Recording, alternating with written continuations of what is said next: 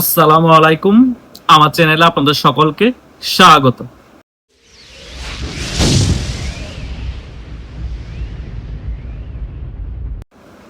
সারা বাংলাদেশ জুড়ে এনসিবির টোকাইদেরকে বিগত 1 মাস ধরে গণধোলাই চলছে।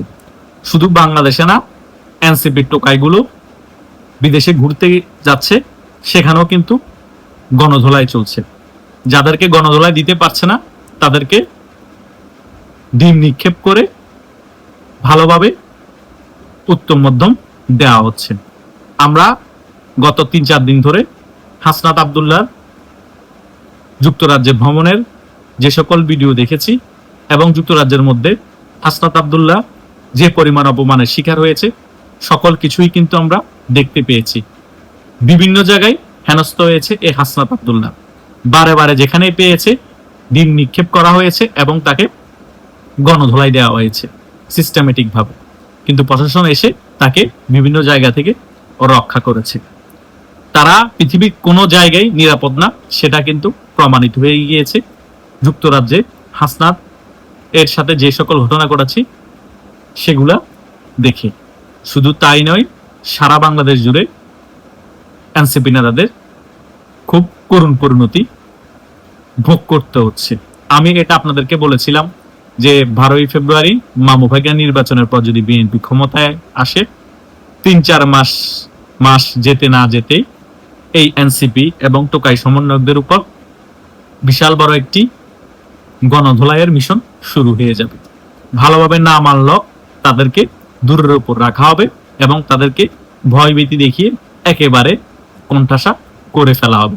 সেটা বিএনপির তরফ থেকেও করা হতে পারে, সেটা বাংলাদেশের সাধারণ জনগণও করতে পারে। তারা বাংলাদেশে হয়তোবা অস্ত্রের লাইসেন্স করিয়ে আশেপাশে 2টা বডিগার্ড রেখে অস্ত্র নিয়ে ঘুরছে, সেই কারণে সাধারণ জনগণ গণধোলাই দিতে গেলেও ডিম নিক্ষেপ করতে গেলেও হয়তোবা পাচ্ছে না। কিন্তু ডারবি নাসিরকে যেখানেই পাচ্ছে সেখানেই মাইর হচ্ছে, সেখানেই ডিম নিক্ষেপ হচ্ছে। যেখানেই জনগণ সুযোগ পাচ্ছে সেখানেই এই সকল এনসিপি নেতাদেরকে কেলানি দেওয়া হচ্ছে। এখন অনেকেই বলতে পারেন এরা তো এনসিপি নেতা না, এরা তো শিবিরের সক্রিয় কর্মী, নামে তারা এনসিপি নেতা। এটা সত্য। এই সকল টোকাই সমন্বয়কদেরকে মারা মানি শিবিরের কর্মীদেরকে মারা। কথা বুঝতে পেরেছেন? এটাই হওয়ার কথা ছিল, এটাই তাদের ভাগ্যে ছিল, কিন্তু সামনে আরো করুণ পরিণতি তাদের জন্য অপেক্ষা করছে। এখনো বাংলাদেশে কিন্তু বাংলাদেশ আওয়ামী লীগ রাজনীতিতে খুব অ্যাক্টিভলি ফিরতে পারে নাই। বাংলাদেশ আওয়ামী লীগ যদি অ্যাক্টিভলি রাজনীতিতে ফিরতে পারে, সাধারণ জনগণের গণধোলাই, বাংলাদেশ আওয়ামী লীগের নেতাকর্মীদের গণধোলাই, সাথে বিএনপি নেতাকর্মীদের গণধোলাই একসাথে চলবে। এনসিপি বলতে বাংলাদেশে কোনো রাজনৈতিক দল থাকবে না। এটা 100% আপনারা লিখে রাখেন। আওয়ামী লীগ শুধু বাংলাদেশের রাজনীতিতে ফিরতে পারলেই হবে, এনসিপি নামক বাংলাদেশে কোনো রাজনৈতিক দল থাকবে না। আর আওয়ামী লীগ যদি ক্ষমতায় আসে, এনসিপির নেতা কর্মীরা যদি মাটির 100 হাত গভীরও পালিয়ে থাকে, সেখান থেকে তুলে এনে মেরে মেরে টাঙ্গিয়ে রাখা হবে শাহবাগ চত্বরে। তারা সে কারণে আওয়ামী লীগ যখন রাজপথে নামে, আওয়ামী লীগের যখন বিক্ষোভ মিছিলের কথা শুনে তারা ভয় পেয়ে যায়। রাতে তারা ভয়ে ঘুমাতে পারে না। তারা চিন্তা করে আওয়ামী লীগ যদি আবার ফিরে আসে আমাদের কি হবে, আমাদের 14 গোষ্ঠীর কি হবে। ভাই, তোদের তো অবস্থা খারাপ হবে, তোদের 14 গোষ্ঠীর অবস্থা খারাপ করে ফেলা হবে। এবং ডক্টর ইউনূস যে সকল কার্যকলাপ করেছে, যেভাবে মব কালচার শিখিয়ে দিয়ে গিয়েছে, যেভাবে ধানমন্ডি 32 ভেঙেছে, তার থেকে 10 গুণ ভাবে ডক্টর ইউনূসের যে সকল গ্রামীণ ব্যাংকের প্রতিষ্ঠান আছে সকল কিছু দখল করে নেওয়া হবে। সেখানে আওয়ামী লীগের পার্টি অফিস হবে। আওয়ামী লীগ এত বোকা না, ডক্টর ইউনূসের ওই সকল প্রতিষ্ঠানগুলো ভেঙে চুরমার করে দিবে। ওগুলো আওয়ামী লীগ নিজেদের নিয়ন্ত্রণে নিয়ে সেগুলো আওয়ামী লীগের কাজে ব্যবহার করবে। এটাই আগামীতে ঘটবে। যতই জামাত শিবির প্রক্সি সংগঠন বানাক এনসিপি, যতই আপ বাংলাদেশ, ডাউন বাংলাদেশ, ইনকালাব মঞ্চ, ধনকালাব মঞ্চ বানায়, কোনো লাভ হবে না। এগুলো যে জামাত শিবিরের সংগঠন সকলেই বুঝে গিয়েছে এবং বাংলাদেশের জনগণ যেখানেই পাচ্ছে এদেরকে মায়ের উপর রেখেছে। যতই হাদিকে জাতির পিতা বানানো হোক, হাদিকে কেউ টোকাই ছাড়া অন্য কিছু হিসেবে মানেই না। কারণ যে হাদি সাউয়া মাউয়া ছিঁড়ে ফেলবে এই ধরনের স্লোগানের প্রবক্তা হতে পারে, এই ধরনের বিশ্রী ভাষা বক্তব্য দিতে পারে, তাকে আমরা কখনো টোকাইয়ের বাইরে অন্য কিছু চিন্তা করতেই পারি না। একটা জিনিস মাথায় রাখতে হবে আমাদের, শয়তানও কিন্তু অনেক জ্ঞানী ও মেধাবী ছিল, কিন্তু শয়তানের কি পরিণতি হয়েছে আমরা সকলে অবগত আছি। হাদি যতই মেধাবী হোক, হাদি কিন্তু শয়তানের থেকে কম না। তার মুখের ভাষা দেখে আমরা বুঝতে পারতাম সে কত বড় শয়তান। জামাত শিবিরের মধ্যে তারা ইসলামিক লেবাজের, তারা সকলে মুনাফিকি কার্যকলাপ করে, তারা গুপ্ত রাজনীতি করে, তারা তাদের পরিচয় লুকিয়ে রাখতে পছন্দ করে। সো এই ধরনের শয়তানদেরকে আমরা কখনো জাতির পিতা তো দূরে থাক, বাংলাদেশের কোন সাধারণ নাগরিকের আইডল হিসেবে মানতে নারাজ। কেন এই হাদিকে নিয়ে এত মাতামাতি, কেন এই হাদিকে বাংলাদেশের বই পাঠ্যে যুক্ত করা হবে, আমার সেটা বোধগম্য না। এবং কাজী নজরুল ইসলামের পাশে কেন হাদিকে দাফন করা হবে, এগুলো সকল কিছু হাস্যকর বিষয়।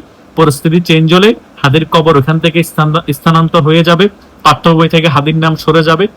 সো লাভ কি? যেটাই স্থায়িত্ব হিসেবে থাকবে না, যেটার স্থায়িত্ব একেবারেই কম, সেটা করে কোনো লাভ আছে? হাদিকে ইতিহাসের মানুষ কখনোই মনে রাখবে না, যদি মনে রাখেও তবুও টোকা হিসেবে মনে রাখবে। এটাই হচ্ছে বাস্তবতা। আর ইতিহাসে এনসিপি নামক কোন রাজনৈতিক দলও থাকবে না বাংলাদেশের বুকে, এটাইও সত্য এবং এটাও আমাদের মেনে নিতে হবে। তাই আমি সবসময় একটা কথা বলি, অল্প বয়সে পাকিলে বাল, দুঃখ থাকে চিরকাল। তারা 5 আগস্টের পরবর্তী সময় মনে করেছে তাদের সকল বাল একেবারে পেকে গিয়েছে, তারা বাংলাদেশে বিপ্লব ঘটিয়ে ফেলেছে, তারা বাংলাদেশে বিশাল বড় অভ্যুত্থান ঘটিয়ে ফেলেছে, তাদের নেতৃত্বে হয়েছে, তারা এখন বাংলাদেশ শাসন করবে, তারা এখন বিপ্লবী সরকার গঠন করবে, তারা এমপি হবে, মন্ত্রী হবে, উপদেষ্টা হবে, তারা সারা বাংলাদেশে যা বলবে তাই হবে। ভাই, এত সোজা না রাজনীতি। তোমরা যে পরিমাণ লুটপাট করেছো, যে পরিমাণ গুম হত্যা মব করেছো, সকল কিছু প্রমাণ বাংলাদেশের জনগণের কাছে আছে। বাংলাদেশের জনগণ সকল কিছু এখন অবগত আছে। যতই চাপাবাজি করো, যতই সৎ তোমরা দেখানোর চেষ্টা করো, কোনো লাভ নাই। তোমাদের যে দুঃখ চিরকাল আছে, আগামীতে যতদিন বেঁচে থাকবা সেটা কিন্তু মোটামুটি ফিক্সড হয়ে গিয়েছে। হয়তোবা আরো কিছু সময় শান্তিতে থাকতে পারো, কিন্তু কিছু বছর পর বিদেশে তোমরা শান্তিতে থাকবা না, দূরে দূরে মারা হবে। বাংলাদেশে তোমরা শান্তিতে থাকবা না, দূরে দূরে মারা হবে। অলরেডি ছোটখাটো টোকাই সমন্বয়কদেরকে বিভিন্ন জায়গায় দূরে দূরে মারা হচ্ছে। সাধারণ জনগণ একত্রিত হয়ে মারছে, বিএনপি একত্রিত হয়ে মারছে, মাঝখান দিয়ে আওয়ামী লীগের নেতা কর্মীরা সুযোগ পেলে তারাও কিন্তু দূরে দূরে মারছে।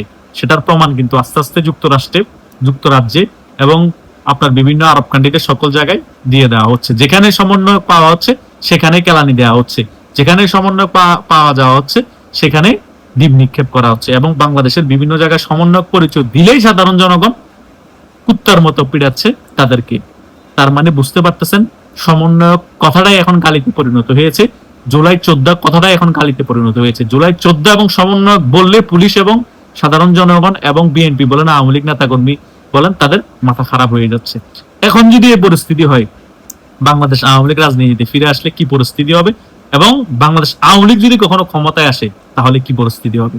তাই আমি সবসময় আরেকটি কথা বলি, ভাবিয়া করিও কাজ, করিয়া ভাবিও না। তোমরা যে সকল কার্যকলাপ 5 আগস্টের পরে করছো, তোমরা ভাবিয়া করো নাই। এখন কিন্তু ভেবে আর লাভ নাই, যা করার করে ফেলেছো। সকল কিছু আবার ব্যাক পেতে প্রস্তুত থাকো। সকল কিছু তোমাদের সাথে হবে আবার। যা করেছো আওয়ামী লীগ নেতা কর্মীদের সাথে এবং সাধারণ জনগণের সাথে, জনগণ ঠিকই সময় মতো সকল কিছু ফিরিয়ে দিবে। অলরেডি সেটা শুরু হয়ে গিয়েছে, সামনে আরো বিশাল আকারে বাংলাদেশে ঘটবে। তোমাদের এখনো পালানোর সুযোগ আছে, তোমরা পালিয়ে যেতে পারো, কিন্তু পালিয়ে গিয়েও বিদেশে তোমরা রক্ষা পাবা না, সেখানেও মায়ের উপর থাকবা। তার মানে তোমাদের নসিব খারাপ। এটাই হচ্ছে বাস্তবতা। বাস্তবতা তোমরা এখন মেনেই জীবনযাপন করতে হবে, আর কোনো উপায় নেই। কারণ আল্লাহ ছাড় দেন কিন্তু ছেড়ে দেন না। তোমরা যে পরিমাণ অহংকারী হয়ে গিয়েছিলে 5 আগস্টের পরে, এখন আর আল্লাহ তোমাদেরকে ছেড়ে দিবে না। তোমাদের পাপের শাস্তি এই পৃথিবীতে পেতে হবে। ধন্যবাদ সকলকে।